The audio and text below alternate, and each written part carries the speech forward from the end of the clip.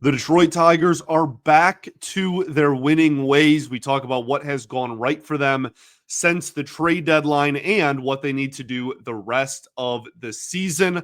That and more all today on Locked On Tigers.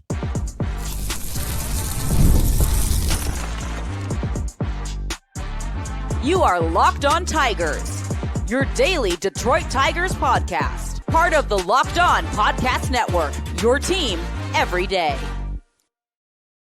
What is up, everybody? Welcome back to another edition of Locked On Tigers. I'm, of course, your host, Scott Bentley. Today is Friday, August 22nd, 2025. Thank you so much for making Locked On Tigers your first listen. Every single day, we are free and available wherever you get your podcasts, including YouTube, part of the Locked On Podcast Network, your team every day. Today's episode is brought to you by 5 Hour Energy. Enter for a chance to win a dream golf trip for two to any golf tournament in the U.S. Visit 5hewin.com for full rules and entry. No purchase necessary. Excludes the Masters tournament.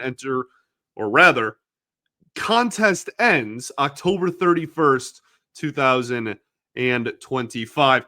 Welcome in, everybody. Happy Friday to all. I bit my lip really badly. I don't know if you can see, it hurts. Okay. I almost had to go on the injured list. I'm trying to play through it right now, but I'm gonna yap for 30 minutes like I do every day, and then probably try to force myself to be quiet for the rest of the day, which has never worked ever, but we'll give it a shot. So if I don't know, if I bite my lip again or something, you know why. Today we're going to talk about the Detroit Tigers' performance since the trade deadline. That was obviously a very focal part of the season. It was a very loud part of the season on this show and throughout the fan base. So we'll talk about how the team has looked in the month of August. And then looking ahead, we have less than a month and a half left, of the regular season. It's the end of August. We're approaching the end of August, and the season ends at the very end of September. So we'll talk a little bit about kind of what we are looking for and what we're hoping to see out of some players and some positional groups the rest of the way as well. But the reason I want to have this conversation today, aside from the fact that the Tigers have an off day, so we just get to talk about kind of big picture stuff, is because they have been playing so well. They've won 10 of their last 13. They have won, 3 series in a row, maybe 4 series in a row. It's been 4. Angels, White Sox, Twins, Astros, 4. They've been playing really good ball. And the level of competition, they're not playing, bona fide playoff teams. The Astros are the only team that falls into that, and they have been struggling mightily as of late. But you're a part of that. And I tell you guys all the time, I don't really subscribe to you got to take advantage of this part of the schedule because you might lose at a different part of the schedule and whatnot. It's good to go over the games you play and the opponents you have just to give you an idea of what's coming. But good teams don't do that. Good teams go out and just win ball games no matter who is in the other dugout. And so I am very glad, I guess, really just simply put is the word, that the team has turned it around from the cold stretch they had. I know, again, there was a lot of voices, again, very much including myself, in the month of July when they were losing games. They lost 12 of 14. The deadline is underwhelming in my eyes. And then they enter August and they drop a series to the Twins. There was just a lot that kind of happened all at once, and they have righted the ship. They have, the ship very, very nicely here. And so I think it's important to look at, the rest of August. You have Royals, Athletics, Royals. The reason why I bring that up is because going into this month, we talked about August being an opportunity for Detroit to really pull ahead and bury the rest of the American League Central because the schedule was so easy in this month. And they have certainly done that. Right at one point, this division was back to 5.5 or 6 games. Now it's back up to double digits. So that has been fantastic. And on top of that, again, bringing up the schedule, you play the Royals, who are now in second place in the Central, 6 times in the last 3 series of August. In the next week and change, you play 6 games of the 9 you play against the second place team in your division. So you have an opportunity here to go into September with the nail in the coffin, really. Like, you have an opportunity to enter the final month of the season with very little to just straight up no worry about the division whatsoever.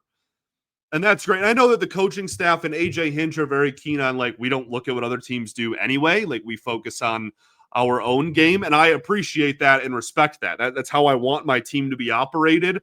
But that doesn't mean that as fans, it's not going to feel a lot nicer to us if they go into September, they take 5 of 6 for the Royals, and they go into the last, 24, 23 games of the season with like a 13-game lead. Like, that'd be pretty darn nice. So what do they need to do to make that happen? First off, since the deadline, they have received fantastic production from the bullpen. They have the 3rd best bullpen ERA in baseball since the trade deadline. That's exactly a 3-week sample size as I record this on August 21st, with a 2.74 ERA. That has been such a pleasant surprise, and I am so pleased that I am so thankful that I can look back at the deadline when I was upset, and I stand by all of that with the underwhelming trade deadline aspect of it. But the fact that they have not just completely sputtered out of control and, they didn't add a ton of pieces and the bullpen is screwed. Like, no, they didn't add a ton of pieces, but they added Finnegan, who's been one of the best relievers in baseball since joining the Tigers. And the guys that they have had have produced. The question is, will it maintain? Is that a possibility to last the rest of the season? I've said this with a lot of other players, and I'll say it again. They don't need this to sustain over 162. They need this to be the level of production for a month and a half. One of the numbers that really jumps out at you, you look at ERA being 2.74. Again, top 3 ERA in baseball in the month of August from the bullpen. The FIP, fielding independent pitching, it's kind of supposed to give you an idea of what an ERA, I don't like using the word should be to describe it. It's not that literal, but it is supposed to give, a little bit more of an idea just about the, maybe, if your ERA is a little more in like your BABIP's been really good and maybe it's a little bit lucky, or maybe you can expect the ERA to go up. They're 25th in baseball in FIP. So that would lead you to believe that the ERA might go up here. And I think part of that is just simply because they don't have a ton of swing and miss in their bullpen, and that's really important to those kind of numbers. But you look at the players. Finnegan, we already talked about, 8 1/3, great K numbers, great walk numbers, has not given up an earned run since joining the Detroit Tigers. Brant Herter isn't even in the bullpen right now, 0 ERA in 5 innings. Now, he's a guy that his ERA 0, but we saw the command, we saw the eye test, and the FIP backed that up. It's like almost 6. Okay, so that's one of the reasons why they sent him down. Will Vest, 8 2/3 of 2.08 ERA baseball, and Troy Melton, 6 1/3 innings of 1.42 ERA baseball out of the bullpen. That doesn't even include the 5 innings of shutout baseball he had as a starter in the month of August as well. So those are kind of your 3-headed monster at the top that you really, I think, trust. Let's talk about the rest of the bullpen and then kind of just how we can expect that to look in the last 6 weeks of the season. We'll do that right after this. Got to talk to you today about our friends over at 5-Hour Energy. Time to fuel up and turn it up with 5-Hour Energy Transfusion. This grape, ginger, and lime flavored shot brings the iconic taste of a golf course favorite to a non-alcoholic boost. Perfect for sinking birdies or making great memories with friends. It's a hole-in-one for your energy game. Whether you're out on the course or just need a little extra push to power through your day, 5-Hour Energy Transfusion delivers the clubhouse favorite you love without ever having to leave the green. Golf is all about making good times and good memories with good people and good flavors. The grape ginger lime flavor of 5-Hour Energy Transfusion gives you the best parts of your clubhouse go-to without leaving the course or chasing down the bev cart. Now you can amp up the fun even more. Just buy, snap, and enter for a chance to win a dream golf trip for two to any golf tournament in the U.S. Tee up that trip. Visit 5hewin.com for full rules and entry. No purchase necessary. Excludes the Masters tournament. Ends October 31st, 2025. All right, everybody, welcome back here. Segment 2, Locked On Tigers. Appreciate y'all for tuning in, as always, making us your first listen every single day. Shots to everydayers that do tune in every day. And we, of course, will be back on Monday recapping this weekend set against the Kansas City Royals. We'll preview that a little bit more at the end of this show. Today, though, we talk about the Detroit Tigers' performance since the trade deadline and what we can expect out of them the rest of the season. So I'm not expecting the bullpen to maintain a top 3 ERA in all of baseball. Again, they only need to do it for 5 or 6 weeks. I'm not saying it's impossible. I will be rooting for it to happen. But you look at a lot of those underlying numbers, they're not as good. And then you break down the bullpen. You know, it's interesting. Their ERA is really low. They've received a 0 ERA from a lot of guys that aren't even in the bullpen currently. Sawyer Gibson-Long had 2 innings of shutout ball. Bailey Horn had 3 innings of shutout ball, all contributing to this. Luke Jackson, which no one wanted him to stick around all season, he had a couple of innings of 0 ERA baseball. They have received, they're not going to get that level of production, obviously, from those kind of players, and those players specifically if they return to the Major League roster in some cases. So I think it's fair to expect it to go up a little bit, but you don't want it to completely implode, obviously. And I'm hoping that it doesn't. We talked last week maybe about some of the key fixtures in the bullpen and who really needs to step up if they are to maintain close to this caliber of performance. You have guys like Holton and Montero, who both have ERAs over 5 since the trade deadline. You have Tommy Kahnle, who has an ERA over 7 since the trade deadline. And then you now have Hannafy and Alex Lang back, both of which have only had 1 appearance. I guess Hannafy has had 2 technically, I think, because he had 1 right after the trade deadline, then got sent down, and then just came back. But for all intents and purposes, 1, Hannafy, his ERA is 4.5 in 2 innings, if you care. And Alex Lang obviously is shut out in 1 inning of ball. So Finnegan and Vest, you trust fully. And I think that Melton is at worst close, and at best also kind of in that trusted section of the bullpen, that trusted tier, we'll call it. Herder, I really don't trust, despite the 0 ERA. He's not in the bullpen right now anyway. He's in the minor leagues, but I bring him up because he will almost assuredly, barring injury, be back in the bullpen before the end of the season. They're going to need another lefty at some point. They only have 1 right now. So it'll be interesting to see how they maneuver through that. But Herder is a guy that I have trusted heavily before. I don't right now. The command was all over the place.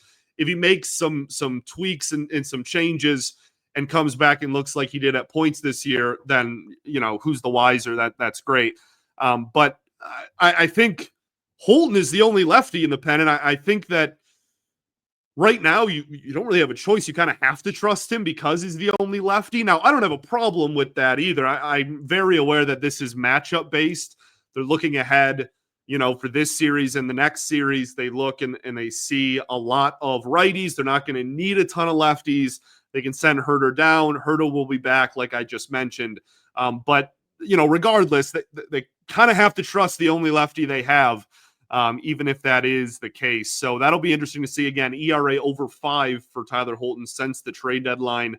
And then Montero and Kahnle, I just straight up don't trust. I know Montero had that moment, and Kahnle had the first half of the season. Neither, inspires enough confidence in me to just hand over the keys in high leverage consistently. And then Lang and Hannafy, I don't really trust in high leverage either, and that's because of small sample size. Well, small sample size in Lang's case. Hannafy is just he doesn't miss bats. But, Alex Lang, we have no idea if he's going to be able to consistently throw strikes this year. So the reason I bring all that up is just to say they've gotten great production. That has been awesome. Okay, that's been great. That has proven a lot of the concerns at the deadline, especially the ones that I voiced and was frustrated with wrong, right? They have been a really good pen despite not having this huge splash at the deadline. The question now is, okay, it's been 3 weeks. Can that last another 5 weeks? And I think that those are some of the things that we're looking out for to see if that is possible. I'm not saying it is or isn't really. I'm just laying out kind of what I am looking for the rest of the season. Starting pitching. Well, it's been interesting. I think that the rotation since the deadline, 15th in ERA, 7th in Fangraphs WAR, so about a middle of the pack, almost as middle of the pack as you can get in terms of starting pitcher production. Skubal with a 3.51 ERA since the deadline, Morton 3.63, Flaherty 4.51, Mize 4.67, and Paddock a 7.63. That's also not including, again, one start of 5-inning ball from Troy Melton that was shutout baseball. I honestly think that this level of production works pretty fine. It's not earth-shattering. It's not incredible.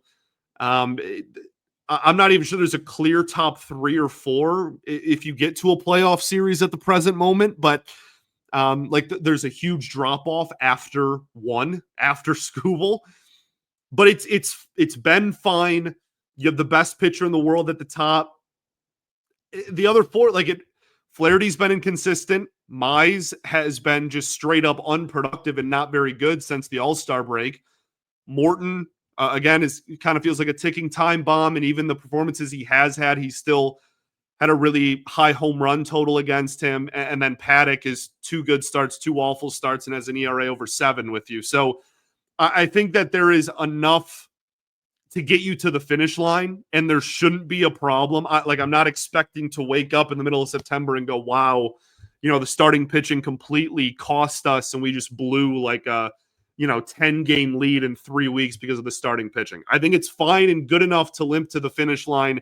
There will certainly be holes in that rotation going into the winter that this team is going to need to address going into 2026. But for the rest of 2025, I'm fine with it. My bigger question is, how is it going to fare in the postseason as opposed to how is it going to fare the rest of the regular season? Not worried about the regular season. We'll talk about the playoffs if and when we get to it. The offense, 13th in baseball in OPS since the trade deadline, and also 13th in baseball in WAR since the trade deadline.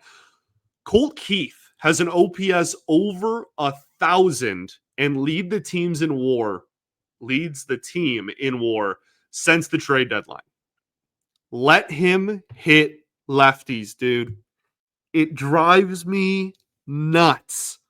I don't even really feel this way about Kerry Carpenter anymore, to be honest. I'll take it when I can get it in regards to Carp, okay? And Carpenter is in that same category, been absolutely fantastic since the trade deadline.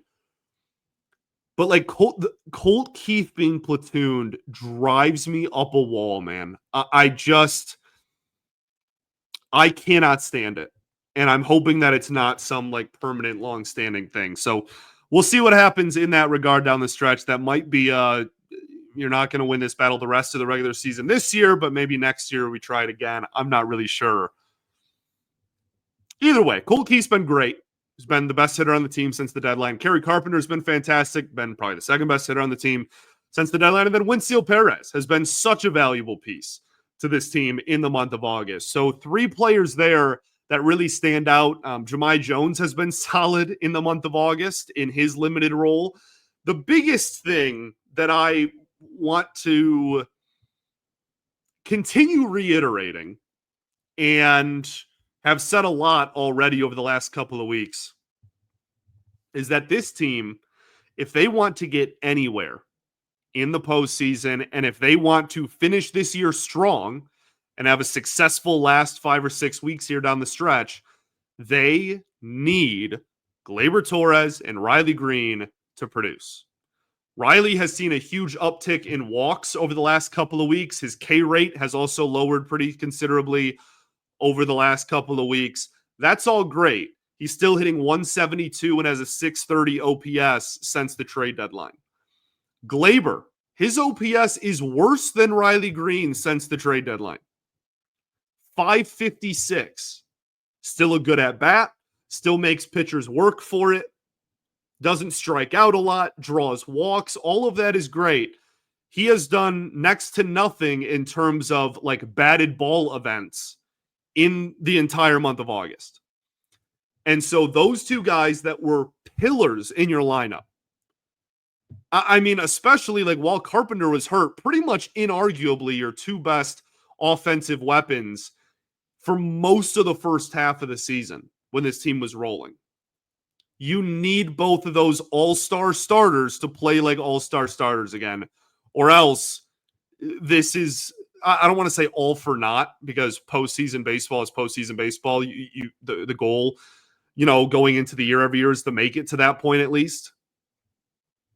But if you want to continue this momentum from last year and really make the playoff push and make a playoff run, you're going to need those two guys to turn it around and turn it around pretty quickly here down the stretch. Okay, let's put a bow on all this, and then we'll preview Kansas City this weekend, okay? We'll do that right after this.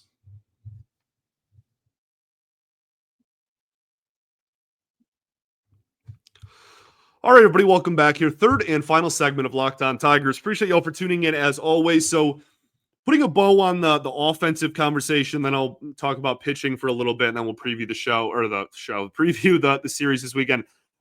You need your best hitters to play like your best hitters, and they've been winning without them, which has been so nice. And that's something I've really harped on as well. Like, good teams win ball games even with their best players not playing well or their whole team not playing up to its full potential, right? The bad teams are the ones where everything has to go right, and they have to be kind of firing on all cylinders and really clicking to get wins. Good teams can get wins no matter the situation, no matter the weather, no matter the day.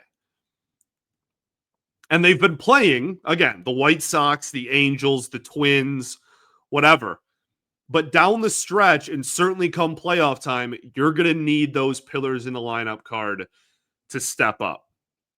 And it's a similar conversation with the bullpen, right? Like, if Lang doesn't figure it out, and Canely never returns to form, and Holton remains inconsistent, right? With some days he looks really good, some days he doesn't. He's got an ERA over 5 over like a month stretch. Then this bullpen is probably in trouble and like is probably going to like crash and burn, because they're going to have 2 trustworthy relievers, maybe 3. But if Lang maybe does figure it out, or if Holton does go back to being that consistent 1A lefty reliever that he's been for the last 2 years, if Herter does make adjustments and returns and is back to form, then this is a bullpen that honestly could flourish and be really solid with 3 guys we already trust, and then adding 2 or 3 more into that mix. We will see what happens the rest of the way, but the bullpen has been fantastic so far. The rotation and the offense have been good enough. They've been around middle of the pack, league average, if you will. And it's led them to a pretty darn nice stretch here in the month of August. September, you play the Mets, the Yankees, the Marlins, who are not a pushover anymore, the Guardians, who, not great, but you always play competitive baseball against, the Braves, haven't been very good this year, but are still talented. You end, the last 6 games are Cleveland, Boston, on the road. Boston's good. Like, September's a much different story than Minnesota, LA, the White Sox, the Twins, the Athletics, the Royals, like, it's a much different task. Okay. And as I said at the beginning, I don't like doing let's see where we can find wins. Go beat everybody. You have the best record in the American League. And at times you've had one of the best offenses in baseball. That's not the case anymore, but like at one point earlier in this year, you were producing like that. The bullpen has shown a couple of different times this year to be really good. The rotation is led by the best pitcher in the sport. You have the talent. This is not some Cinderella run and feel-good story anymore like it was last year. This is a good team. You should go into every game expecting to win. I don't care who's in the other dugout. Go take us to the promised land. Go get us an American League Central crown for the first time in over a decade. That starts with 6 games in a little bit over a week against the Kansas City Royals. The Royals are interesting. So they bought at the deadline despite being under 500. It was a soft buy, but they did buy. They turned around and are now pretty comfortably over 500. They've actually been playing specifically really good ball over the last week and a half. They're 7-3 in their last 10. They're 65-62 at the time of this recording, which is early in the afternoon on Thursday. The pitching matchups are as follows. Mize against Ryan Berger, who's actually had a really solid season for the Royals so far. Paddock against Michael Wacha, and Jack Flaherty against Seth Lugo, who, while is not a Cy Young candidate like he was in 2024, is still a really good, solid, respectable pitcher. That's going to be a tall task. So I guess I bring that up to say you don't have the guaranteed starting pitching advantage that the Tigers consistently did, for the first 3 months of the season, especially against the Royals team that also has been really good at pitching development over the last couple of years. I wouldn't say the Tigers have some clear, comfortable advantage on the mound, but the Royals played Thursday and the Tigers didn't. So hopefully you get them, a bullpen that's been used lately in that regard. Like I said earlier, the Royals are second in the American League Central, 7-3 in their last 10. You got to go take care of business. You got to go win 2 and 3. I say you have to. It's not like even if they get swept, that means that they're the Tigers can't win the Central. They have a huge lead, obviously. But if you want September to be stress-free baseball and you want to really just, again, put the nail in the coffin before September 1st even rolls around, it starts with taking 2 of 3 this weekend and then 2 of 3 again next weekend. And you're playing some pretty fun baseball going into September. We have an off day again next Thursday. We'll talk about September call-ups and kind of what's looming, who could be the call-ups in September. Obviously, it's not 15 players anymore. It's just 2, but there is still a roster expansion to an extent. So we'll talk about what could come there. Minor league postseason will be getting going here in the month of September as well. The home stretch, everybody, buckle up. It's been such a fun year. I'm so grateful that all of you have tuned into this show to kind of go along for the ride. I'm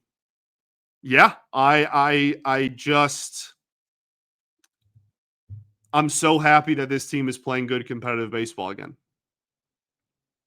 It makes me so unbelievably happy. It's been over 10 years.